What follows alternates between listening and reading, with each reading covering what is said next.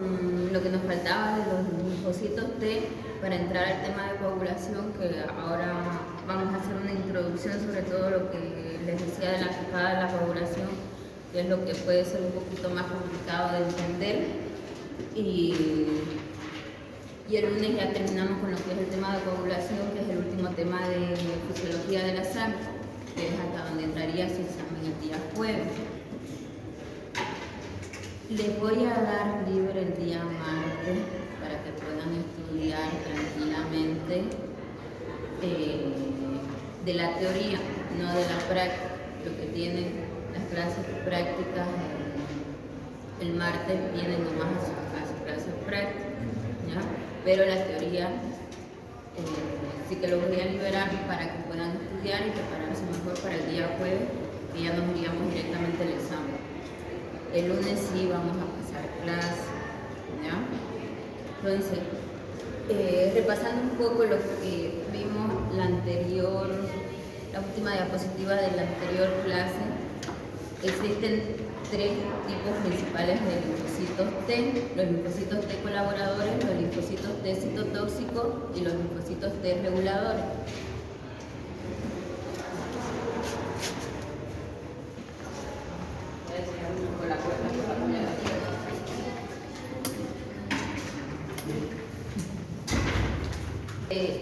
Las características de los linfocitos T colaboradores, que con diferencia son los linfocitos T más numerosos que hay, abarcan más o menos el 75% de todos los linfocitos T, sirven como principal regulador de casi todas las funciones inmunitarias. Lo hacen formando una serie de medidores proteicos llamados linfocina, que van a actuar sobre otras células del sistema inmunitario. Sin la presencia de las linfocinas que forman los linfocitos T colaboradores, el resto del sistema inmunitario estaría casi paralizado. Como su nombre indica, van a colaborar entonces a lo que es el sistema inmunitario. Las interleucinas 4, 5 y 6 tienen potentes efectos sobre los linfocitos B, que estos se van a encontrar en los linfocitos T colaboradores, y se les ha llamado factores estimuladores de linfocitos B o factores de crecimiento de los linfocitos T. Los linfocitos T citotóxicos, que son el otro tipo de linfocitos T, es una célula de ataque directo que es capaz de matar microorganismos, pero también su respuesta exagerada puede matar las células propias del organismo. Las proteínas receptoras que hay en la superficie de los linfocitos citotóxicos, los CD8 positivos, les hacen unirse a los microorganismos o a las células que contienen un antígeno específico. Ya vimos y ya dijimos que los linfocitos T van a actuar por una respuesta específica que van a tener sobre sus membranas, ¿no es cierto? Este va a secretar proteínas perforadoras, que son llamadas perforinas, que van a agujerear la membrana de la célula atacada. Esto lo que va a hacer es que el líquido tisular entre a esta célula que estamos atacando. Esto lo que va a ocasionar es que se llene de líquido, se hinche y poco después se pueda disolver y se pueda destruir. Esto puede apartarse de las células víctimas después y van a liberar células citotóxicas y se van a desplazar para matar luego más células. Quiere decir de que van a atacar una célula específica, la van a agujerear para que exista su destrucción, pero luego pueden ir a atacar a otra célula y hacer exactamente lo mismo. Van a desempeñar una función importante en lo que es la destrucción de las células cancerosas, de las células cardíacas trasplantadas u otro tipo de células. Como decíamos, ¿cuál es el problema de los linfocitos T citotóxicos? Que ataca a todo lo que se le atraviesa por el camino, por así decirlo. Tantos microorganismos patógenos, pero también atacan a las propias células. Y esto lo vemos sobre todo en los pacientes trasplantados, que son los encargados, de los rechazos en estos pacientes. Los linfocitos T reguladores, que son el último tipo de linfocitos T, se sabe algo menos que de los linfocitos T colaboradores o citotóxicos, pero se cree que son capaces de suprimir las funciones de tanto de los linfocitos T citotóxicos como de los linfocitos T colaboradores. Sirven para evitar justamente que los linfocitos T citotóxicos provoquen reacciones inmunitarias excesivas que podrían dañar los tejidos del propio cuerpo. De ahí su nombre, que van a regular las funciones de los dos anteriores. Es probable que intervengan de forma importante en la limitación de la capacidad del sistema inmunitario de atacar los tejidos propios, lo que se llama tolerancia inmunitaria. Y así acabamos este tema. Voy a dar una breve introducción del tema con las diapositivas y ahora vamos a hacer juntos lo que es la cascada de la coagulación para que la puedan entender un poquito mejor.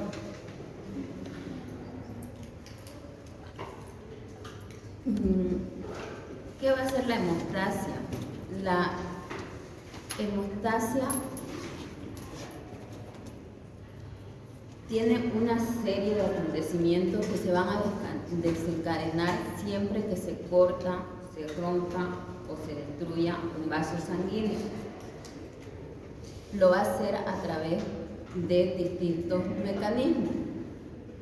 Su objetivo y su función va a ser parar el sangrado. Entonces, la definición de hemostasia, si quieren, es parar el sangrado del vaso sanguíneo que está dañado. Lo hacen primero provocando una vasoconstricción de ese vaso para disminuir lo que es la luz de ese vaso e intentar que disminuya un poco ese sangrado. Luego, si esto no es suficiente, va a haber una formación de lo que es el tapón de las plaquetas con su respectiva adhesión plaquetaria, la migración de las plaquetas hacia esta zona. Si esto no es suficiente para controlar este sangrado, va a haber una formación de un coágulo sanguíneo como resultado de la coagulación sanguínea, que ahí es donde vamos a ver lo que es la cascada de coagulación, que es para formar justamente ese coágulo sanguíneo.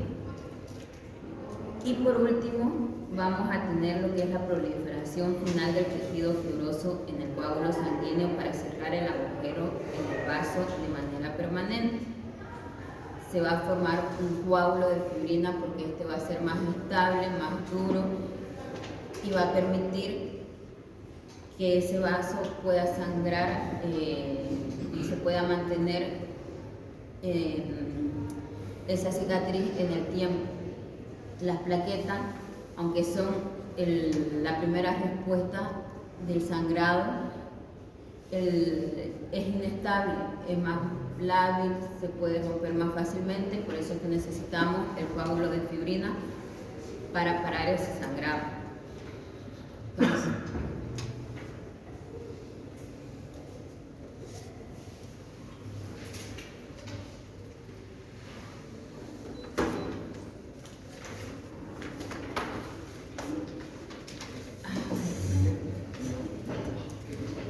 vamos a tener entonces por un lado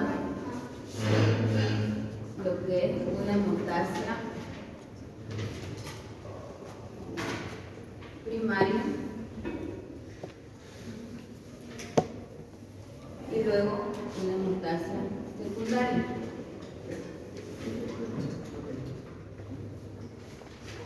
Vamos a ver esto un poco de forma general para que se sitúen y se centren un poco. La hemostasia primaria va a estar a cargo de lo que son las plaquetas.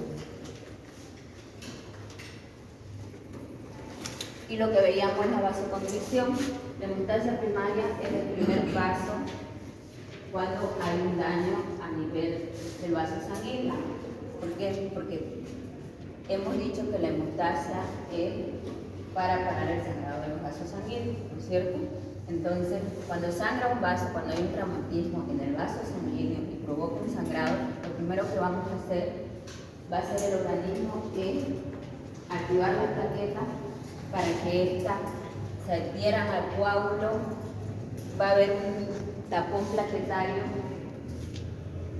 que va a ser, y va a haber un coágulo de plaquetas que va a ser la primera respuesta, pero vamos a desarrollar un poquito más la próxima clase porque es un poquito más fácil de entender. La hemostasia secundaria, sin embargo, va a ser lo que es la famosa cascada de coagulación.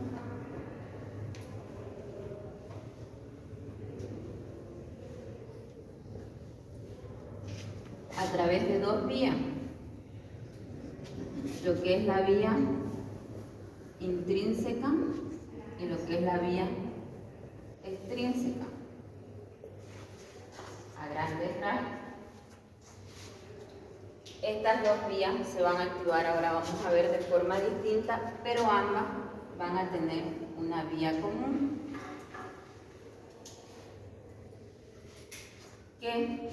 ¿Cuál va a ser su objetivo? Formar la fibrina o el tapón de coágulo más estable, que es el coágulo de fibrina, ¿no es cierto? Esto de forma general, para que se ubiquen un poco y sepan cuál es el objetivo. ¿Hasta ahí vamos bien?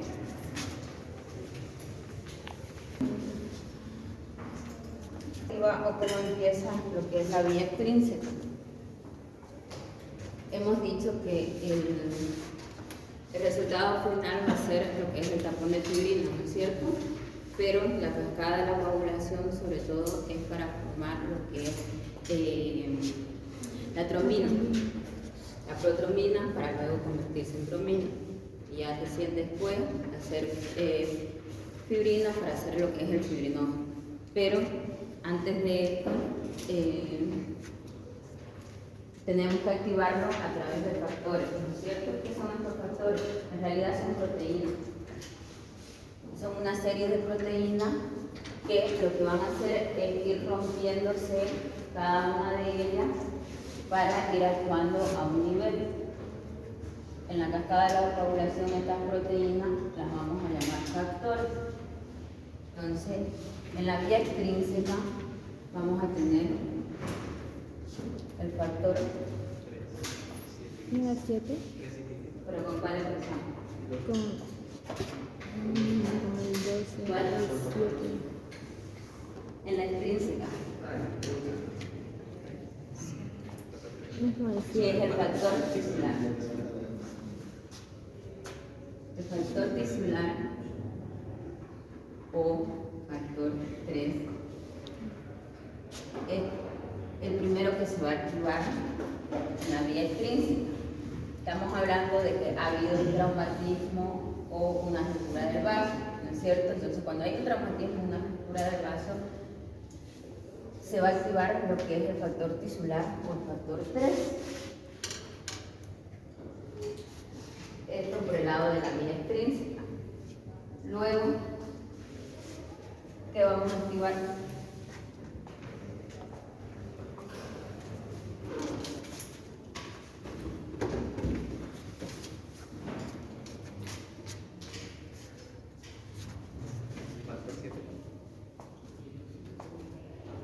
Pero el factor tisular va a activar directamente al factor 7. Sí. El factor 7 va a estar aquí, sí.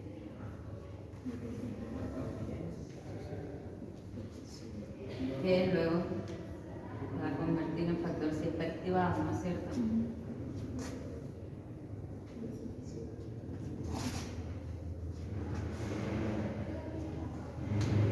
Por aquí, ¿qué va a haber?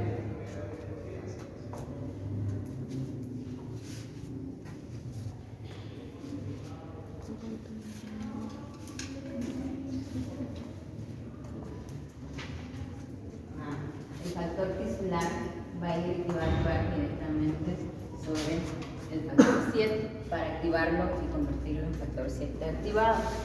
este factor 7 me va a activar a lo que es el factor 10. Que el factor 10 va a ser la vía común.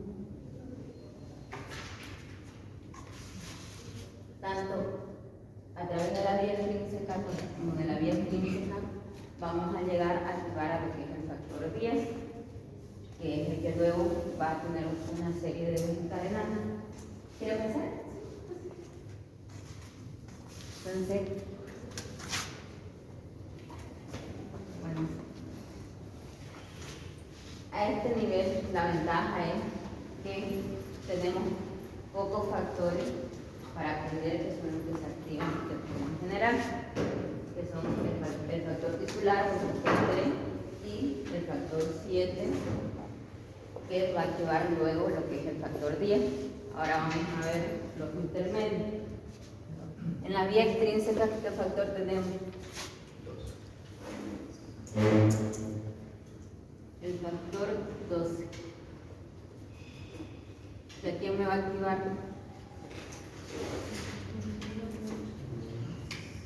Al factor 11, que este me va a activar al factor 9, y esta aquí me va a activar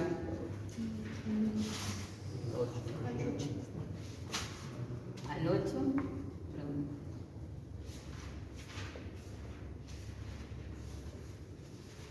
y este que me va a activar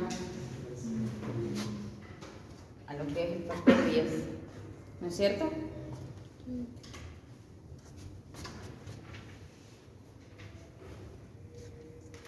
Entonces, si vemos aquí, aunque son más factores, vamos de ascendente a descendente.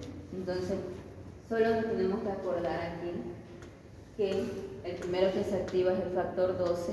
Para activar luego al factor 11, el factor 11 me va a activar a lo que es el factor 9 y el factor 9 al factor 8, sabiendo que la vía común es el factor 10, por eso aquí saltamos del 11 al 9 para activar recién lo que es el factor 10.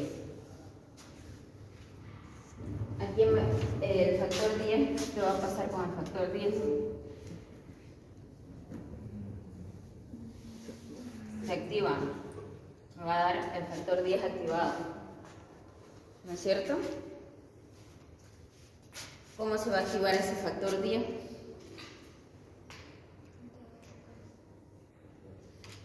A través del calcio hay una serie de sustancias que me van a activar lo que es el factor 10, que uno de ellos es el calcio, pero hay otro factor también que me lo activa por las dos vías.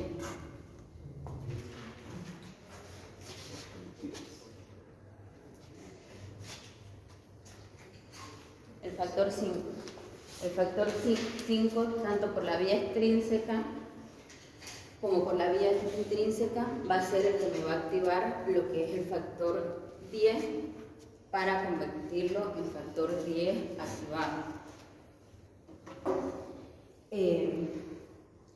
Hay unos fosfolípidos también en las plaquetas, que son los fosfolípidos plaquetarios, que también me va a activar lo que es el factor 10 junto con el factor 5 y el calcio. Son las tres sustancias que me van a activar este factor para convertirlo en factor 10 activado. Es el mismo factor, solamente que lo van a ver como 10A porque se activa. No es que sea ni otra sustancia ni nada, solamente que para formar lo que es la atromina tiene que estar activado. Entonces, una vez activado lo que es el factor 10, vamos a tener lo que es el paso de la protromina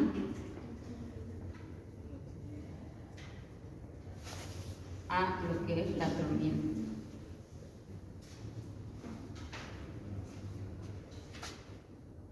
Que es donde va a ir a actuar justamente el factor 10 activado.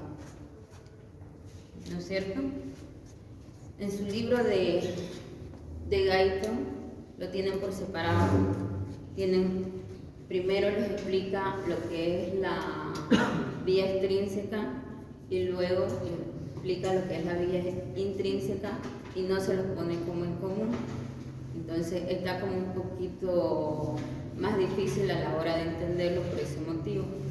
Por eso no hay problema de hacer lo que es el esquema, para que puedan entender, porque si lo ven van a decir, van a ver el esquema solamente de lo que es la vía extrínseca, que van a decir, van a llegar directamente a la atromina, y por la vía intrínseca también, pero no saben si realmente se unen, si no se unen, o dónde se unen, todo eso, porque está por separado. Actualmente es más didáctico y mejor hacerlo en un solo esquema. Tampoco habla mucho de la vía común, lo tienen muy por separado los dos. ¿Cómo se pueden acordar de lo que son los factores por un lado y por el otro?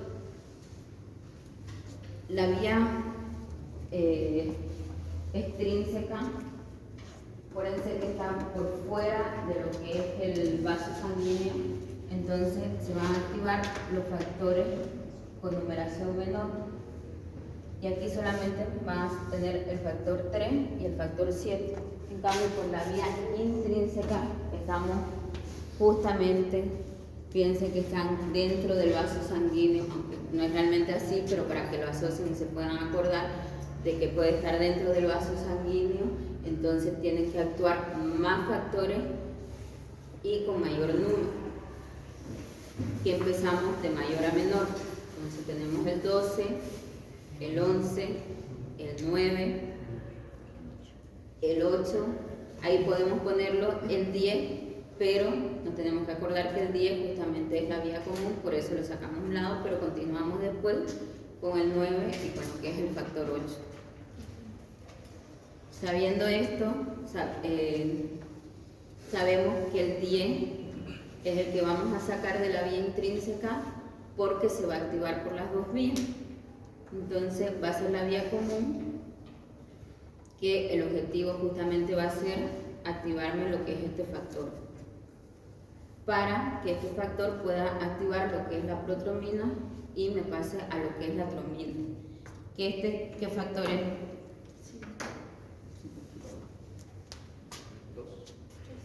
La protromina, ¿qué factor es? El factor 2. La protromina es el factor 2.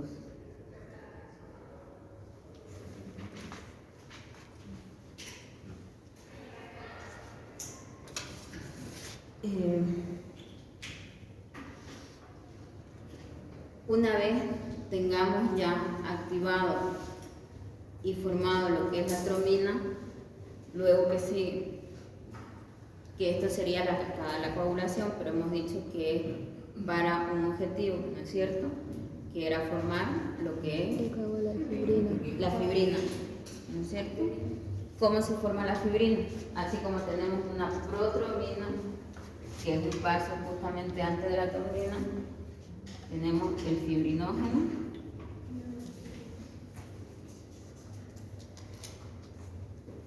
que es el que se convierte en fibrina, que es lo que me va a activar justamente la protromina, que va a ser lo que es el paso final del tapón de fibrina.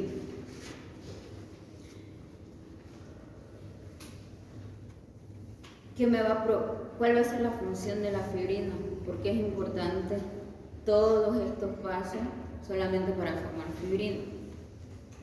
Porque hemos dicho que las plaquetas son muy inestables. Las plaquetas en un coágulo tienen mayor riesgo de sangrado, tienen una vida media y no son tan estables como lo es un tapón de fibrina. Entonces, ¿qué me va a dar la fibrina? Estabilidad a lo que es el coágulo. Entonces, esa es su función principal, darme estabilidad al coágulo para que ese tejido después pueda cicatrizar, pueda tener toda la cascada inflamatoria también y pueda recuperarse esa pared del vaso. Es lo que me va a dar estabilización, es su función principal de lo que es la fibrina. El fibrinógeno va a tener también sus productos de degradación, va a tener va a ir a actuar también sobre las plaquetas para inactivarla y provocar una disfunción plaquetaria, pero su función principal es convertirse en fibrina. Entonces, todas estas cascadas, ¿para qué se hacen? Solamente para formar lo que es la fibrina. Porque es importante también saber la vía extrínseca, los factores que hay en cada uno de ellos. Porque el coagulograma, los valores que nos dan un coagulograma es en base a esto.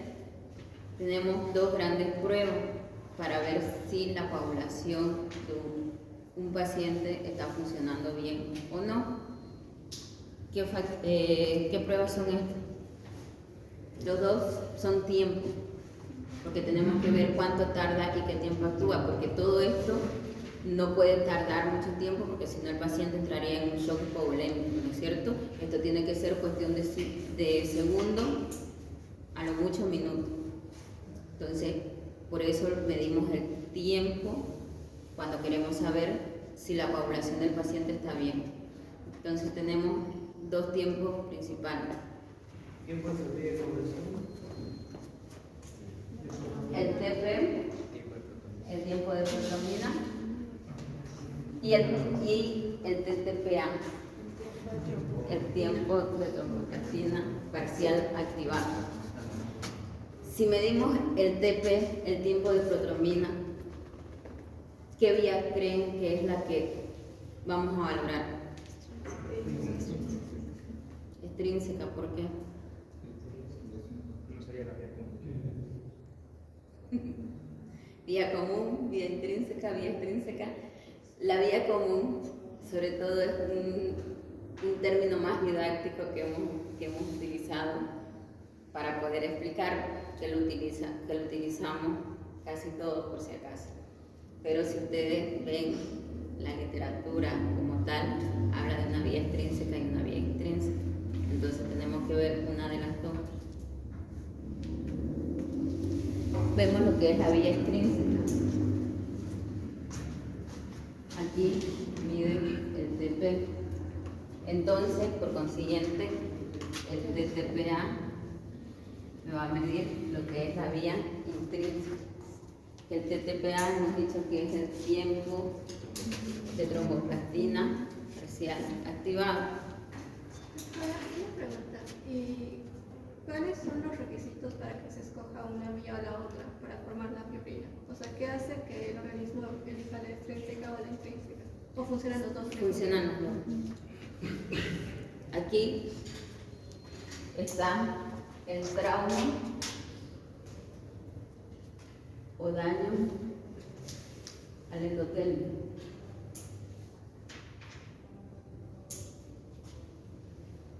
Que es el desencadenante común. Esto me va a desencadenar por un lado la vía extrínseca y por otro lado la vía intrínseca. Solo que me va a activar ciertos factores por un lado o por el otro.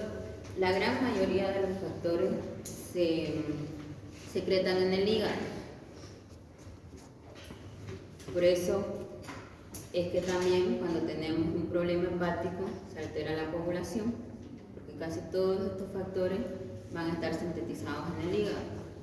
Cuando tengamos algún problema hepático, por eso hay que pedir también la coagulación. Van a ver, aparte del TP, del TTPA, se pide fibrinógeno. La mayoría de los procesos crónicos del hígado me van a alterar lo que es la coagulación y el fibrinógeno. Por eso también a los pacientes con cirrosis o con ciertas patologías del hígado se le pone vitamina K, porque qué hablo de la vitamina K? ¿Qué tiene que ver la vitamina K con la población? Es precursor de unos factores, pero no recuerdo de cuáles exactamente. Es precursor de ciertos factores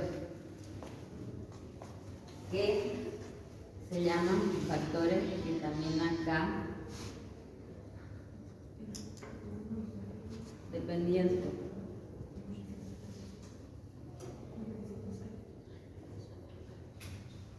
Y esto hay que aprenderlos de memoria, lamentablemente. ¿Cuáles son? El factor 1. No. El tisular no.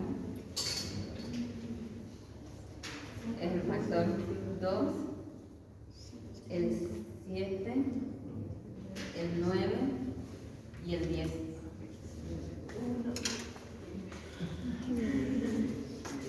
Si no me equivoco, yo también. Revisar lo que por ahí les estoy. 2, 7, sí.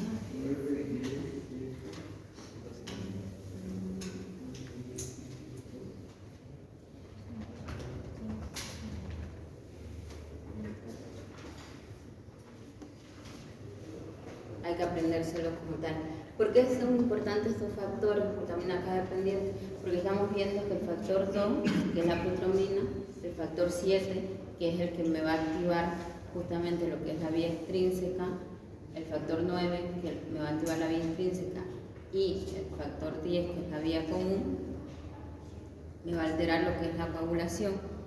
Entonces, si tenemos algún problema de coagulación, como tratamiento, vamos a poner vitamina K.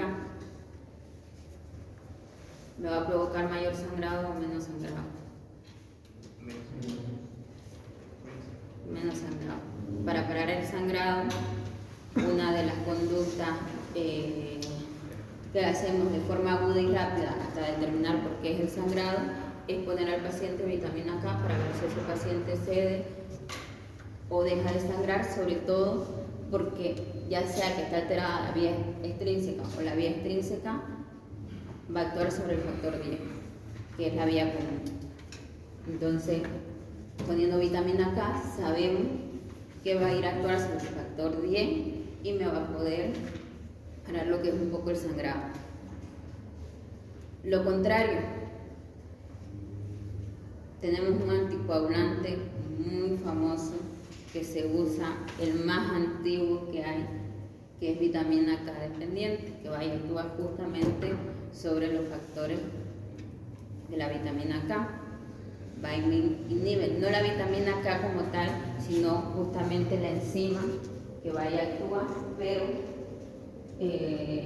para recordarlo de forma más rápida y se lo explica mejor, se dice que va y actúa sobre la vitamina K, va y la inhibe.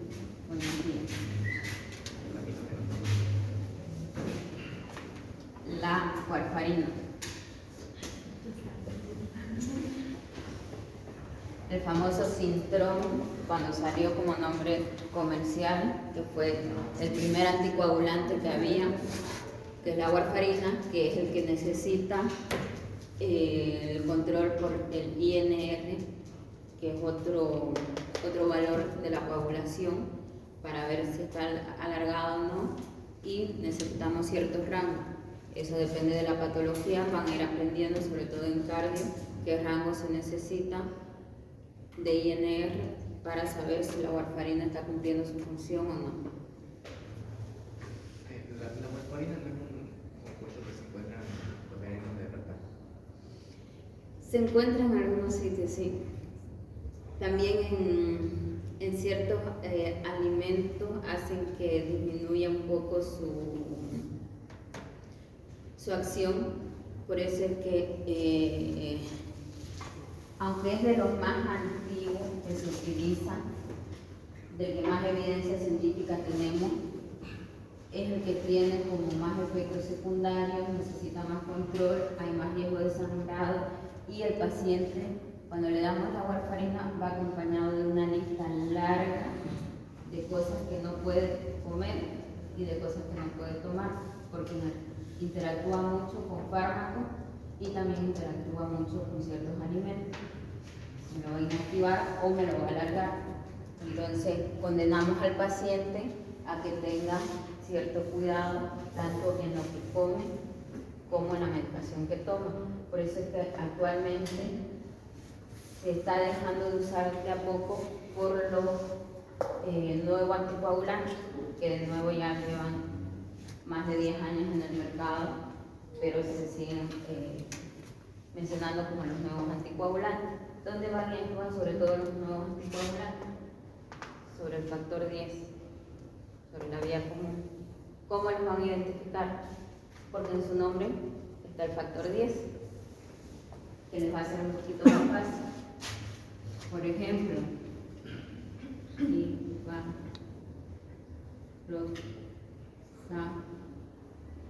vamos.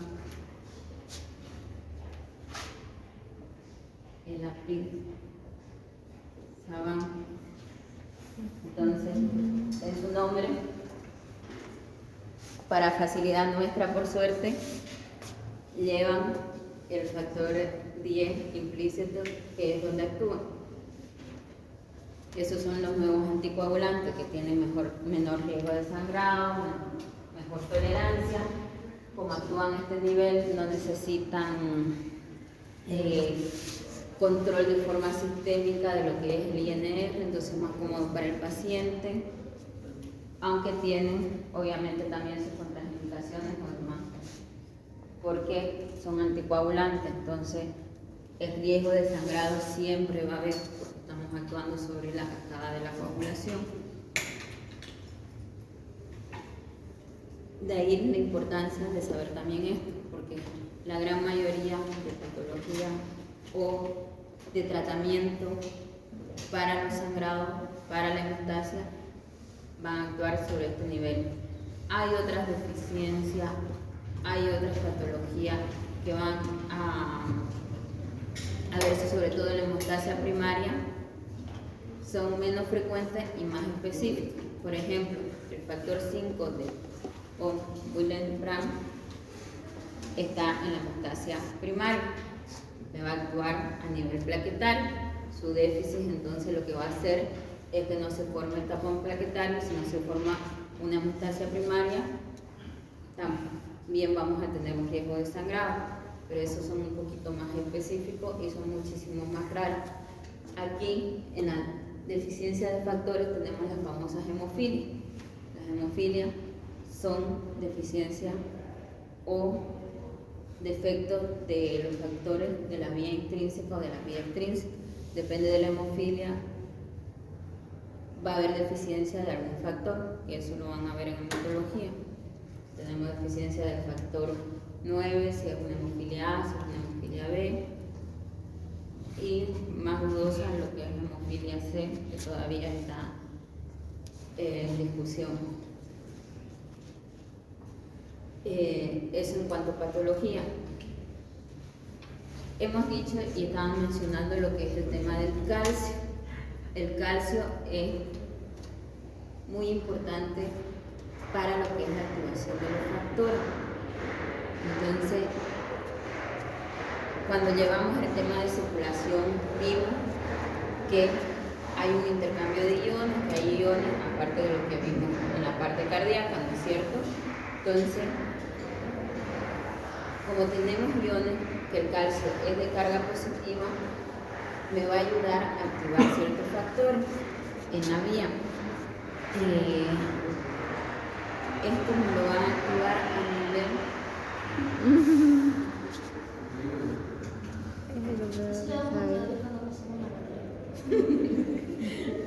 no sé en qué materia estarán. Infecta. Ah, están con saber. Sí, que me dijeron que saber en teoría pasaba en este curso, pero le dije nunca pasaba en este curso. El calcio. Eso sí.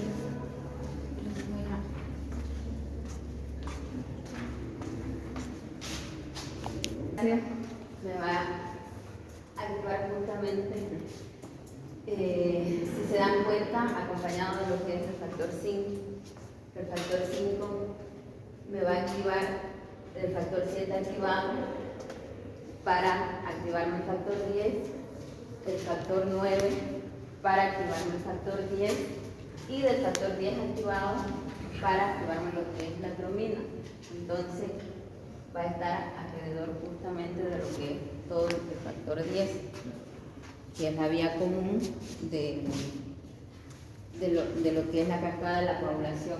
Entonces el factor 5 va a ir acompañado también de la activación de lo que es el calcio. Y el factor 8 me va a activar el factor 9.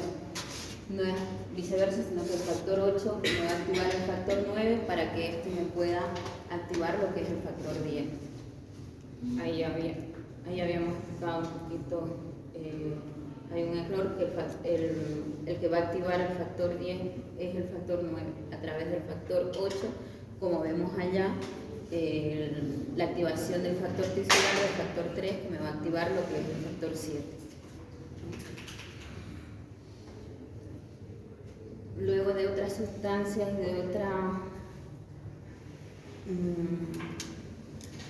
de otros factores importantes, esos serían los más importantes. Ya saben que tenemos un listado de lo que son los factores con sus respectivos nombres de cada uno de ellos. ¿Cuál es el factor 1 de todo esto? Ahorita que me doy cuenta estamos hablando del factor, tenemos ya el factor 2, el factor 3, el fibrinógeno, que los factores, si se dan cuenta, van a empezar como de la parte final hacia arriba. Entonces, el fibrinógeno va a ser el factor 1. Este es el factor. La protrombina es el factor 2. El factor tisular es el factor 3. ¿Cuál es el factor 4? El calcio es el factor 4. Luego tenemos el factor 5. Von Willebrand. Que tenemos el factor 5, la variación, el von Willebrand.